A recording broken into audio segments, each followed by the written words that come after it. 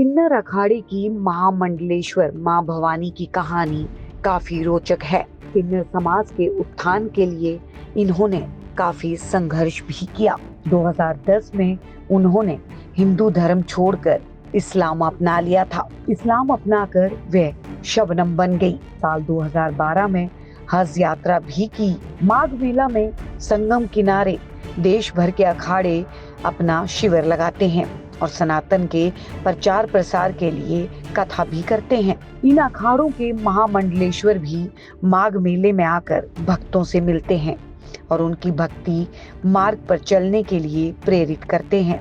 महामंडलेश्वर अखाड़े में बड़ा पद माना जाता है। सनातन परंपरा में सन्यासी बनना सबसे कठिन कार्य है। शिक्षा, ज्ञान और संस्कार के साथ सामाजिक स्तर को ध्यान में रखते हुए सन्यासी को महामंडलेश्वर जैसे पद पर बिठाया जाता है। अखाड़ा प्रमुख के पद हासिल करने के संतों को वर्षों लग जाते हैं। प्रयाग के माघ मेला के सेक्टर 5 में किन्नर अखाड़े का शिविर लगा हुआ है, जिसकी महामंडलेश्वर मां भवानी है। किन्नर अखाड़े की महामंडलेश्वर मां भवानी की कहानी भी काफी रोचक है। किन्नर समाज के उत्थान के लिए इन्होंने काफी संघर्ष भी किया है।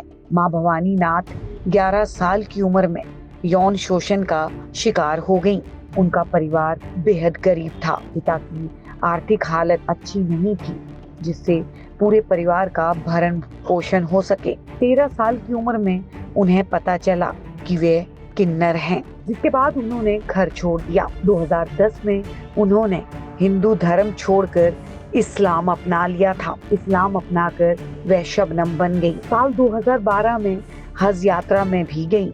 2015 में उन्होंने दोबारा हिंदू धर्म अपना लिया। मां भवानी ने 2015 में किन्नर अखाड़े की स्थापना की, जिसको लेकर कई हिंदू संगठनों का विरोध भी झेलना पड़ा। इसके बावजूद वे अखाड़े की स्थापना कर खुद सनातन धर्म के प्रचार प्रसार का बीड़ा उठाती हैं।